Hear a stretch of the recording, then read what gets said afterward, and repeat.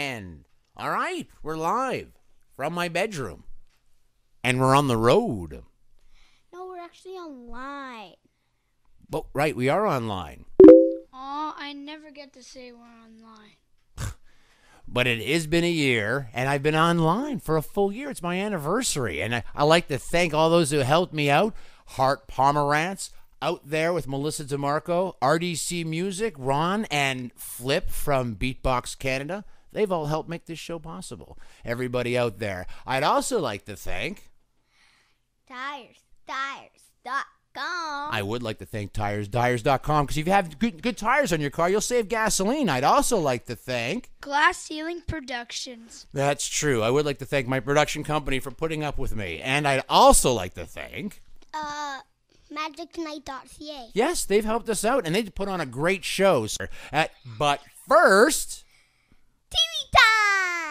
TV time. Oh, well, it's almost TV time, but yeah, so, well, theme song. Movie time too. Yes, I signed my soul on the dotted line. Okay, and now we're back, and the kids take over my show. Give me my show back, and... You're Canadian, but you're now living in New York. You hosted your own night, your comedy night, working for the incredible Boris, that is also one of my dad's mentors. You performed for Chris Rock, and tonight you're going to perform in Gotham, which I think is Batman. So what up?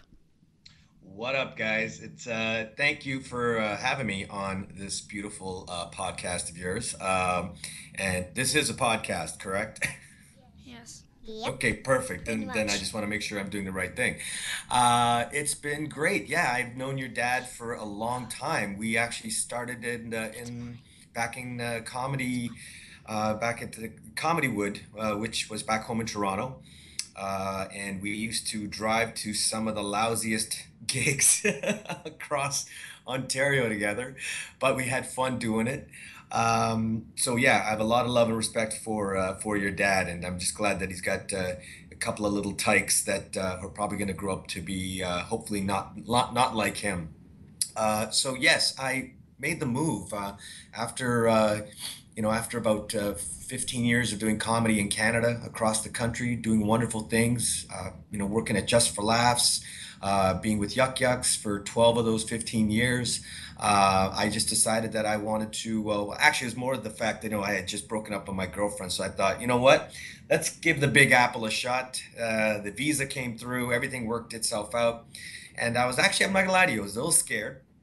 I got here, but thankfully the clubs remembered me when I started back in 2000. So, based on some credits and some good friends, I was within 1 year. I've shared the stage with Dave Chappelle, Amy Schumer, and Jim Gaffigan, and it's just and Jerry Seinfeld. So it's been an incredible year. What I've done in 1 year, I was not able to do in Canada in 15 years. So it was a good move for me. So yes, I do have to have a show tonight at Gotham at 8 p.m. And it's just been great. So thanks for the question. Okay, I'm glad you admired your experience. I also have a few other questions, like what do you admire about New York?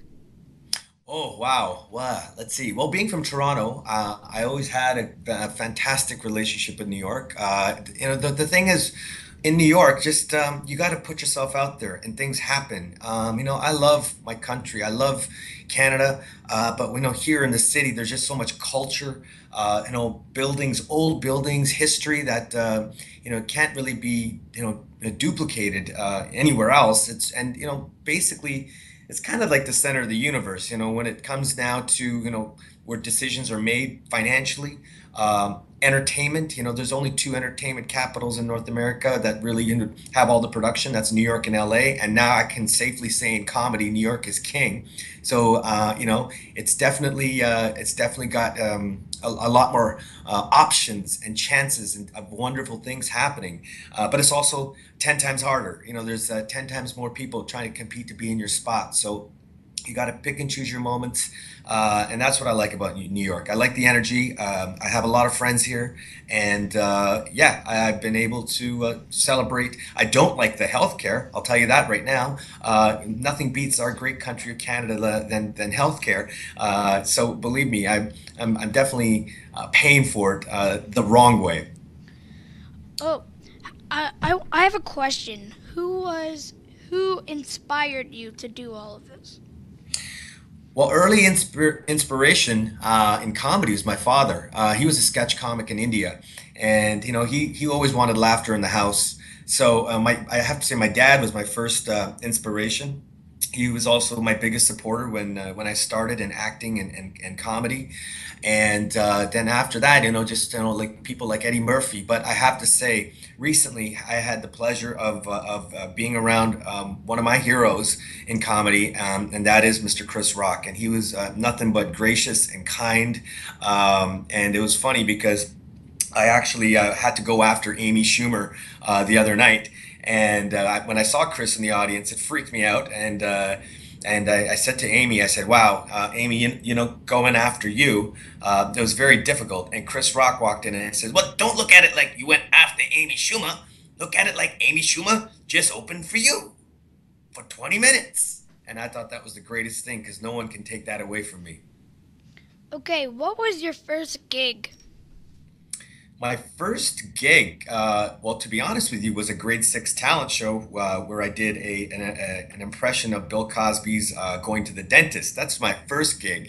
But in all honesty, my first gig in Canada was actually in Vancouver, where I got to open for Tommy Davidson.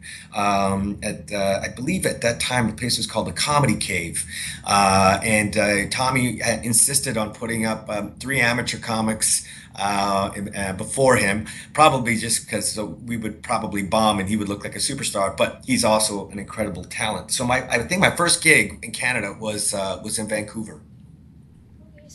So, as my name is Sam, I'm going to pass to you. No, Ben. My name is Ben. I'm going to pass you to the second oldest, Sam, my brother. Go, Sam. Okay, all right, I'm Ben. actually Hello, middle. Sam. You guys are adorable. Yo. Yo, And what's your favorite thing to do? what's my favorite thing to do? I don't think I can talk to you about it, but okay. What can I? My favorite thing to do is I love watching. I love going to comedy clubs. I mean, I every night I'm in the city. It's my favorite thing to do. Other than that, I love to eat, and it's the other thing. Believe it or not, one of the things that I love doing, where I get most of my thinking and writing and creative ideas, I like to wash the dishes. Believe it or not, that's a very soothing moment for me. Washing the dishes. It was something my mom made me do almost every night after dinner, and I realized rather than being grumpy and hating to do the dishes, why don't I use it for something good like thinking? And it's always helped me. So kids, wash the dishes. Listen to your mom and dad. You for washing the dishes. Oh, and my next question is, what's your favorite thing to eat? Wow, great question. My favorite thing to eat is like my mom's home cooked meals, and being Indian, I definitely miss that. I don't think the Indian food in New York is anywhere near as good as the Indian food in Toronto, so I definitely miss that. But what I do love to eat out here is a very large Hispanic community, so I love Mexican food. That's one of my favorite things here in the city in New York. Okay, what's your favorite sport? My favorite sport to play and watch is hockey, and I heard about all the new changes in Toronto, which I'm hopefully going to get excited for. But what I love right now is that New York Rangers, where I am living, so New York Rangers is right now in the playoffs, and the city is exciting and alive. It's incredible how a city can change and how people's moods change when the team is winning. So my favorite sport is hockey. Okay, now I love talking to you, and now it's on to the third oldest, Oh, I love talking to you too. Who's the third oldest? Keenan. Keenan. Hey, Keenan. How you doing, buddy? What's your favorite color? Ooh, my favorite color is more, I love blue, gray, and black. So I love slate colors. Yeah, so I love blue. Okay, what's your favorite number? Oh, great question. My number, my whole life, whether I was playing hockey, basketball, volleyball, my number, which is my favorite number, and I don't use it on any of my PIN codes, on any of my bank cards, is number 12. 1, 2, number 12. What's your favorite song? Oh, wow. My favorite song. Well, that's not a tough question, but it changes because I love all sorts of music, all genres of music. I gotta say, one of my favorite all-time songs is an old song, and I know your dad knows it, but it's the song by Louis Armstrong. It's a Wonderful World. It's one of my favorite. That's actually my favorite song. And right now, my sister just got me into a song by Taylor Swift. So it's funny how my taste can change. But my favorite song is It's a Wonderful World. What's your favorite movie? Wow, my favorite movie. I think one of my favorite movies ever is a comedy called Office Space. It was an incredible cast. One of my favorite movies in action is called True Romance, which is also an incredible cast. So those are two of my top films, definitely within the top 10. How old are you? What? As old as your dad. Let's just say that. Oh, I know. I'm not telling you. You know, and I'm not telling you, okay? I'm old enough to be your dad, but I'm young at heart and young in mind. Hi, it's Ben again. When you said your favorite number is 12, that's my favorite number too. Fantastic. It's such a great number. It's also my brother's favorite number, so it's nice to know that I can hand down a number, but it's also nice to know that I got you on board as well. And Okay, guys, what do you want to say? See you later. What? See you after my head. Okay. See you guys. Wow. All right, thanks, kids. That was fantabulous. And those are my boys. Yes, I signed my soul on the dotted line.